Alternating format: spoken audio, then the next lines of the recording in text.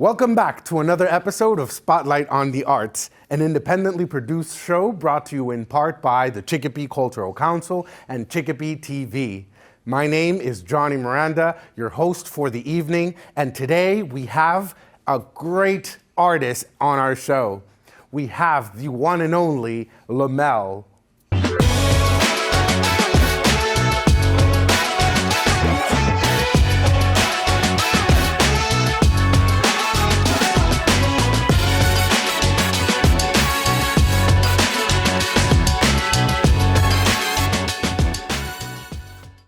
And here we are in Spotlight on the Arts with the one, the only Lomel. Lomel, how are you today? I am amazing. I'm blessed to be here. Happy to be here. It's been a long time in the making, Johnny. It's been definitely a long time in the making. I remember hitting you up when we first started our show almost 3 years ago Yeah. for you to come into and be interviewed, and then because of conflict with our schedules, it never happened until today, 3 years later. Yes. And there's a lot more story to tell. So much. So So much. the interview would have been short Yes. if we if we didn't wait until today. So Lomel is, for those of you that don't know, Lomel is an artist. He's a rapper. He's a singer. He's a writer. He's a model. There is so much that Lomel does in representation of the Western Mass community and Springfield, and we are excited to have him here. So Lomel, let's deconstruct your artistry, your path. And I know that let's talk a little bit about your singing and your rapping. All right. How did that all come about? I bet there must be some childhood influences there, but Yes. how did Lomel come about? So, Lomel is a name that I made up. You know, it stands for Laws of Metaphysical Energy Languages. I believe if you don't stand for something, you fall for anything, right? So coming up as a child, my life was really, really rough. Mom 14, dad 12 when they had me. Gave me to my grandparents who were drug addicts. Got took from them at 8.5. Bounced around the country, 36 foster homes, 56 programs. Dealt with a lot of abuse. Music was the thing that saved me. I would rap in the East Springfield, Putnam Circle. I would rap with my friends, you know. I'd walk around singing, "Meet me at the altar," you know what I mean, Jagged Edge. And people like, "You could sing." I'd be like, "No, I'm trash," you know. But it always made me feel good. And it allowed me to get out of the circumstances I was in mentally, you know? So no matter what I was going through in life, music helped me.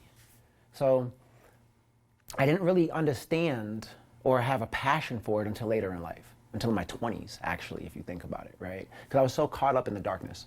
I was so Right. caught up with living and surviving. I was in survival mode. So I didn't understand that I had a gift. No, not at all. Wow. And how did you have your first public presentations? Oh man. Roll the Kingdom in Hudson, Mass. I was in a program called Robert F. Kennedy Children Action Corps, which is for sexually abused children. And if you made level, they would bring you out to the roller skating rink, right? And they had an open mic. No, it was a karaoke. And I sang Joe, I Wanna Know, and I was trash. I tanked so bad. I was so nervous. But it was a pivotal learning point for me. It showed me how to feel and how to how to navigate those feelings, you know? My next time performing live, I wanna say I was probably 14 at that point. The next time performing live wasn't until I was about 25 or 26. I had my first actual show in Hollywood, Florida. And I know that you've, in Hollywood, so you Hollywood, got Florida. to move to Florida. Yeah. I've lived all over the country. Yeah. So when I bounced around, I bounced all over the country. I've never been scared to just move. How did you come back to the Springfield area? My grandmother was here. Okay. And my grandmother was my heart. She passed, but I'd always come back home. I'd always find her no matter where she was, no matter how far they put me, I'd always come to her because no matter that she had her addiction problems or whatever she was going through, that was home to me, you know? Yeah. So I'd always come back home. Definitely. Yeah. And you have currently a bunch of songs. Yes, I do. And that people can listen to and stream online. What led you to go from just singing at karaoke when you were a youth to sitting down and writing? Purpose. So I was always a freestyler. I could always freestyle, even as a kid. In 2016, he's now like my brother, his name is Trismatic. He told me, he's like, "Bro, you gotta start writing." And I was like, "I don't wanna write," you know? because I was so adamant on becoming the best freestyler, you know? And I started writing, and I realized it allowed me a lot more structure. It allowed me to become a writer for other people, you know? So yeah, 2016 is when I really picked up a pen. Yeah. I have a lot of friends that love to freestyle, to rap, and I'm constantly telling them the same thing. Why don't you write? Oh, because, you know, I like freestyling. They like the freestyle more than they do sitting down and writing a piece of paper where you can break down what you write and see what rhymes and see how many beats it has. And it's so much better after when you write. But I can understand why many people don't like. They enjoy this flow, this element of hip hop, which is freestyling, whatever comes out the head. It could be hard to discipline yourself when you're so used to something else to change and do something new, you know? When I first started writing, I wouldn't write every time. I'd be like, okay, I wrote this song now let me go and let me do what I do, right? You know? It took a while, and now I write a song every day. I'm actually a master songwriter under Malik Yusuf, who is Kanye West's mentor. Nice. And a master songwriter in his own right, 8-time Grammy winner, visionary. If I never picked up the pen in 2016, it would have never led me here. Yeah. And how hard is it for people in your field to find opportunities to sing, to express your art, to write? I can speak on behalf of the visual artist, how it can sometimes be difficult to find platforms where to exhibit your work. People that might be interested in having your art exhibited in their organizations, or it can be hard to sell a piece. You know, there's many of us artists that maybe don't sell a piece in a month or two. Yeah. How do opportunities come about to you? Well, they didn't at first. So when I moved to LA, I moved to LA homeless, right? Every step that I've taken and everything that I've accomplished has all been jumping off the ledge. It's always been a sacrifice. It's always been faith. You know, they say faith without works is dead. So I've always believed that I was meant for much more. I may not have known what it was, but I always knew that if I took the chance, something would happen. So when I lived in LA, I sang on the street for 8 hours a day, right? I sang and rapped for 8 hours a day. That was your job. That was my job, singing and rapping for 8 hours a day. It wasn't opening doors at first. You never really know who's watching you, you know? So it wasn't opening doors, but I was lifting people. There's a lot of people that would come by and be thankful. There's a lot of homeless people that would come sit next to me just for the joy and the energy that I gave off.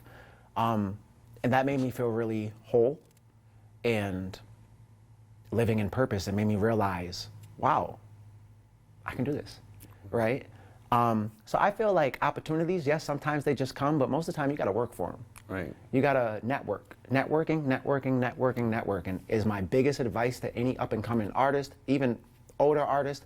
Network, because when they say your network is literally your net worth, they mean that, because who you know, you gotta utilize your network. 6 degrees of separation, right? So you're literally 6 people away from anybody you wanna reach. Anybody you wanna reach. You just have to understand utilization. People are like, I don't wanna use people. It's not using people. People are in a place in their businesses and they do what they do for a reason. So you just have to learn how to use them, utilize them authentically, not because you're, you know, I just want to get this from them. No, it's a back and forth transaction. Right. You know? Right. You mentioned rapping and singing for 8 hours in LA, and I was a witness through Facebook of that journey. Yes. I've been a fan. I do listen to Lomel's lives on Facebook, and I would encourage you to follow him as well. But you have also done something very impressive in the Springfield community. During the summer, you were also singing live in downtown Springfield. Yes. And I remember walking by and seeing all the people that would gather around you to listen to you, and you're there with your speaker and your mic, just giving a different ambiance to the downtown area. What led you to do that? Similar as in LA? No. So my mom got diagnosed with cancer, and I moved back. I dropped everything in LA and moved back January 2023. And then I ended up winning custody of my daughter. Everything just fell, roadblocks. And I was like, well, if I could sing in the streets out there, why can't I bring that same positive energy here? Right. My city needs it. you know? And it's never been done out here, you know? Right. So it wasn't making me any money. In LA, at least I could live off of it. Here, you're not making no money off of it, but I was spreading joy, you know? Right. Ended up in a paper, they wrote a few articles about me, got to meet a lot more people. So that there was mainly on love and spreading joy. And this is my city. Yeah. Like, it's important for us to breed positivity in our city. And my voice does that. Definitely. We all use the tools at our disposition Yes. to go about in our mission. And talking about news and articles, one thing that made you very, very relevant a few years ago was your attempt at the Guinness World Book of Records because you rapped for 34 hours? 34 hours. 34 hours consecutively, nonstop, live. Yes. How was that? So honestly, it all happened because I was talking junk on a podcast. They were like, how long could you freestyle for? Yeah, how long you got beats? How many beats you got? I'll go. And they were like, let's look up the record, right? So they looked at the record. The record was 33 and a half hours. I said, I'll beat that. But I was really just talking trash, you know? But once you say something, you gotta kind of back it up. So I was trying to set it all up out here and I couldn't set it up. And my producer, business partner in LA, Ian, he was like, I got a multi-million-dollar studio out here, Mike House, and they're willing to do it for free, stream it and do everything for you because they believe in this. Like, this is awesome. So I went out there. I had no idea what this entailed. Like, I didn't understand my throat was gonna swell up and shut. I didn't know that the muscles in my neck and my face would get so tense that it hurt, you know? I didn't understand all this. So I wanna say around hour 7, I wanted to give up. I went on a porch and shout out Raj. Raj was like, Lomel, what you're saying? Always forward, right? He's like, you can't tell people are always forward and then give up. You have to keep moving. And that encouraged me. I was like, oh, he just hit me with my own stuff. Okay, hour 17, I knew I had it in the bag. I knew I had it, because at hour 17, I was past the pain, and I was past the mental give up, because you give up mentally before your body gives up, right? You're gonna give up mentally way before your body gives up. So I kept pushing. I hit the 34 mark. I was like, yo, we did it. I was so excited. I thought that it would change my life. I have 5 children and 2 grandkids. 6 children and 2 grandkids. I thought it would change my life. I thought it would put us in a place where financially we'd be secure, my career would be secure, and we didn't have to worry about nothing. I remember so vividly, I just got finished hiking on the Runyon Canyon in LA. I opened my email and it was from Guinness World Records and they disqualified me. And my whole life just flashed. And I was like, I put so much effort in. What reasons did they give you for that? So every hour that you rapped, you had a 5-minute break. Okay. Right? The first hour that I rapped from 7 to 8. I took a 5-minute break from 8 to 8:05, and then I rapped till 9. That's only 55 minutes. But then the rest of the time, I'd rap for 4 or 5 hours each block, right? But that first hour messed me up. So I take accountability. It was me. I should have set up the time better. But in that moment, I wasn't seeing that. I was seeing, wow, everything I thought was going to come to fruition isn't, and I don't know what to do now, you know? So I felt so lost, and everybody's like, do it again. And I'm like, you guys don't even understand what it took for me to do pain, that. yeah, Like the the pain, agony. the agony, and now it's for naught, you know? Like, what am I supposed to do? So for about 3 weeks, I was having a pity party. You know, I was just down, I was depressed, I was sad. I had to go back to finding a regular job, and I was just lost, just down. And then somebody was like, what are you scared of? And I was like, what do you mean? They're like, just do it again. Like, you know what to do this time. So set it up properly. So we are working on setting up 66 plus hours. Wow. This time So you're going to kill. Forget 33. Forget 30. You're going to 66. Because somebody beat and did 48. Oh, okay. So I'm just gonna blow it out the water. And the way that I'm planning it, I'll have a nutritionist there, I'll have a masseuse, I'll have everything that I need the proper way. During the 34 hours, I didn't even eat. Wow. Imagine doing that for 34 hours and not having any energy, right? Because I didn't understand what it entailed. Now I get it. Now I know what I have to do. You know, I have a smoothie bar there so I can drink smoothies throughout it, you know? But really, I just want to inspire people. So that's why I do these crazy things, because coming from where I come from, here, but growing up the way I grew up, and you're told you're nothing. You're told you're never going to achieve anything. You're told that everything that's happened to you is your fault. You're told that your dreams don't matter. I want them kids to know they do. Their dreams do matter. What they go through is not their fault. I want them to know that as long as they work hard and believe in themselves and love themselves, they can achieve anything. And when I say anything, literally, the stars are the limit. Right. You know what I mean? So I did that. I was so thankful. And then I came back home. So when I came back home, everybody was like, "You're a legend. You're famous." And I'm like, "I'm still broke though, so we ain't famous No, yet." you definitely made legend status with yeah. that attempt. Period. Whether they gave you the title or not, I didn't stream the entire 33 hours, but I remember just going back and forth.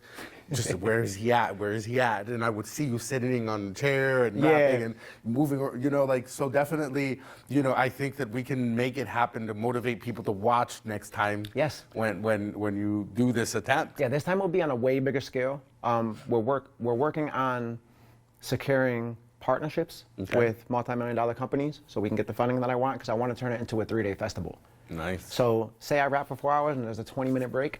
Now we have a superstar come out and perform to keep the crowd entertained. We have a comedian come perform. We have a big DJ come perform, So I'm planning on it. Nice. It's just, there's a lot of steps involved, and if I'm gonna do it this time, I'm gonna make sure it's right. Right. Because like I said, it was my fault. So now that I know that, I have to do what I have to do to make sure it's done correctly. Right. You know what I mean? And talking about all this motivation that you bring to the table and to the artist community and the creator community in the Western Mass region, you have a book. Yes. And that book is a motivational book. Yes. Talk to us about it. So it's called Perspective. It's a self-help workbook. It's 36 pages, 6 chapters. I wrote it briefly. I wrote it in 6 hours. I feel like it was more like a flow through me because I'm an instrument. That's what I like to say. I didn't want to make it too long because I've never read a self-help book because they're so big and long. I read novels. I like novels because I can escape through them. But self-help books I was never interested in. I don't want to read a book this big that's telling me all these things. No. So I made it short. It's literally a workbook. You can work inside of it.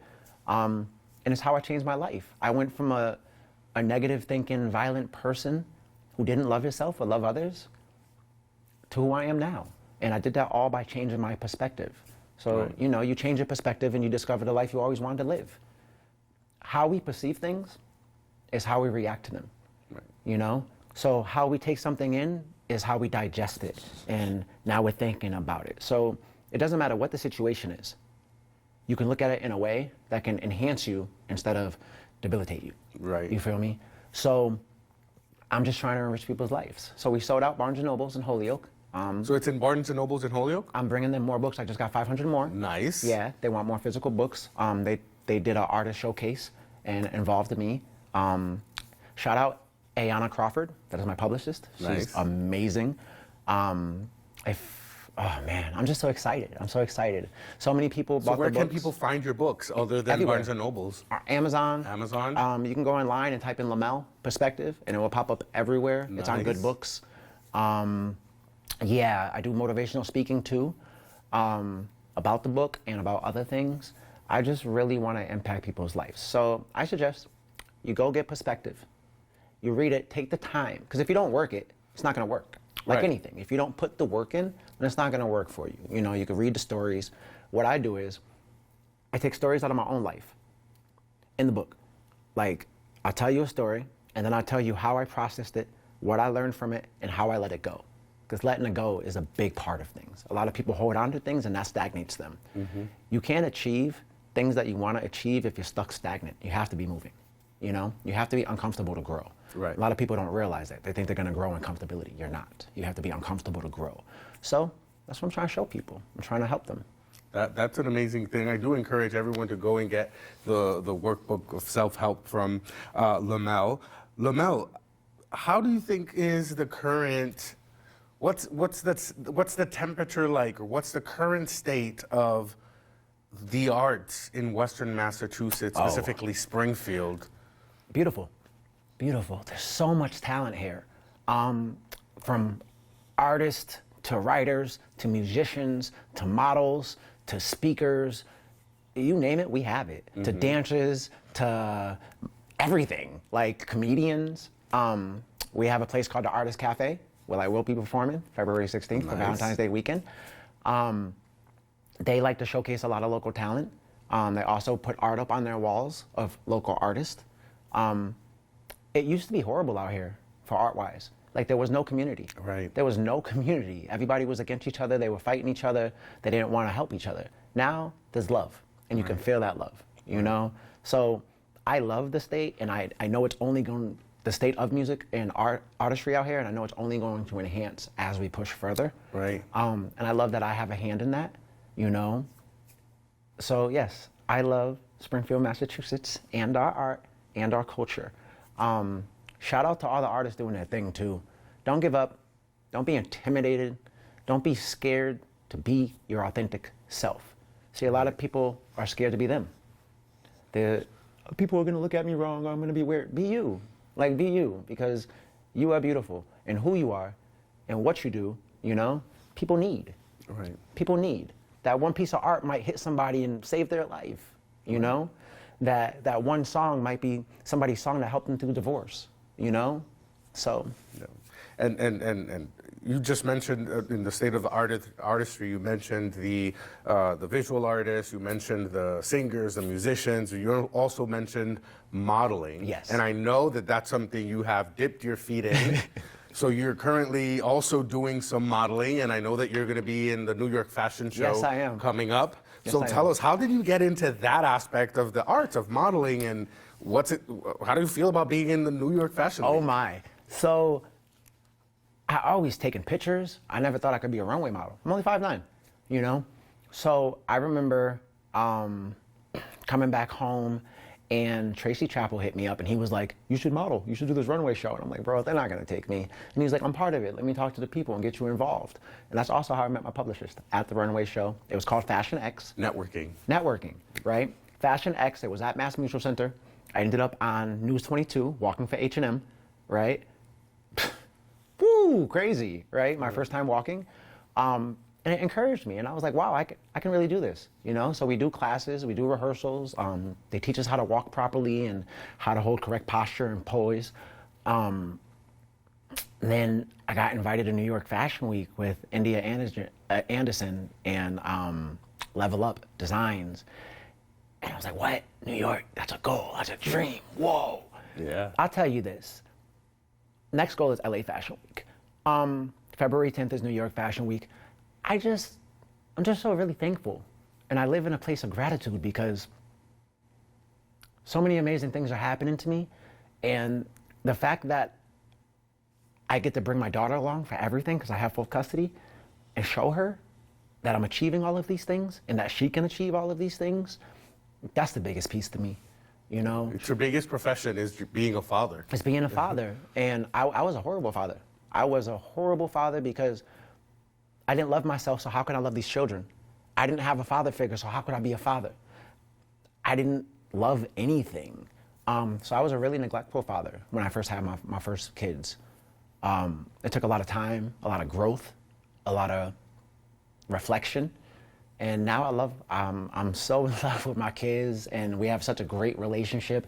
We've reconciled and become a strong family, you know? That's amazing. Yeah, I was just able to go to Florida and meet my grandkids. So you have grandkids I have too, 2 you grandkids. mentioned, yeah. Yeah. How does it feel to be a grandfather so young? It took a little while to get used to. You know, I tell people I'm a granddad, and they look at me like, I bet they what? don't believe you. What? But I'm happy. I'm blessed that my grandkids are healthy. My daughter's healthy down there. My kids are healthy down there, and it's amazing. You know, another generation.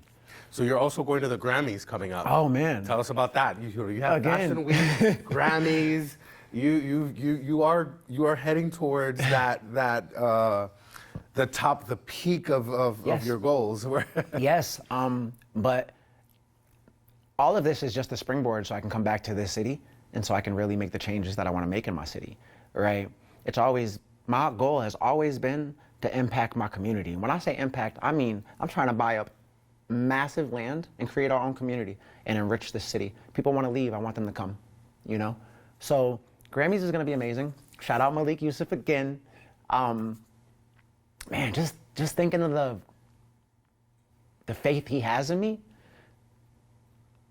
it feels so good. Yeah. You know? It's good to be thankful, not just to the opportunities that come up, but to the people that open those doors to make things happen for you. Yeah, there's so many people that help, Yeah. you know? But I'm going out there, Nice. back to LA. What are you looking forward to seeing that day? So I go out there for the whole weekend. Friday, I come back Monday. Any artists you're particularly looking Well, forward to coming across? I have a big studio session set up Friday. I can't even mention some of the people being there, but the whole weekend. Nice. The whole weekend. Nice. So The you'll whole have weekend. stories for us? Yes, I will next time. Nice, nice. Yes, I will. That's why it's important for you to follow Lomel on Facebook. Lomel's World on all Lomel's platforms. World. Very well. And how can people stream your music? Where can people go to I'm listen? on all platforms. I have a song out with Lil Wayne right now. I have a song out with Method Man right now. I'm actually bringing one of my brothers, Farrell Bacon. He's coming out to LA with us. We're going to create new music. I have a new EP called 90s Love that I will be dropping on the Even app. The Even app is a platform for artists to give their music directly to fans. Nice. So instead of getting 0.0000001 cent on Spotify, they can pay what they want towards us for our music, you know? Nice. So I'm working with them right now to create this next project. But yes, look me up on Lomel's World everywhere. Go to YouTube, look up Lomel. I write and direct all my own videos. I write the treatments, then I direct them. They're like mini movies pretty much. Uncharted Love is the last one. Check it out, it's an Indiana Jones theme, right? Nice. Yeah, so all that. And I'd like to shout out my daughter, Tiana, the one that's with me every day. Is she in She's in this Chicopee school, Comp? right? She's in Chicopee Comp. Chicopee Comp, where we're shooting our shooting video. this. So you came, dropped her off, and And then stayed came for right the here. interview. Amazing. I want to shout her out because she has had incredible growth since I've had her. And she helps and encourages me. You know, a lot of the times I feel like parents don't understand that we can learn from them. We can get encouragement from our children. They can inspire us to push harder too. And she does all of that for me. So, Tiana, I love you. Thank you. Thank you for being me. What an amazing dad. What an amazing artist. So there you go. You need to look for him, Lomel's World, on all social media platforms. Listen and stream to his music. He's got amazing music. I encourage you to just research up a little bit of Lomel on your favorite music platforms. It's Lomel. Also look up on my merch, Always Forward. Look at the book Perspective. Show support. Also, I do want to say this. Sorry, I didn't mean to cut you off. Please do. If any of you are feeling alone out there, if any of you are feeling like you don't have anybody, if you're really feeling lost and confused, inbox me. I reach out. I respond to every single inbox. I got the time. So if you feel like you need an ear and you need somebody, please reach out. You're not alone. I promise you, you're not alone. I'm here. A man with history, a man with knowledge and wisdom beyond his years, and that continues to create, continues to represent Western Massachusetts and Springfield. There's so many plans ahead for him, and there's so much more that he still wants to give the community, and we look forward to it, Lomel. Thank you, Johnny. I appreciate you being on the show.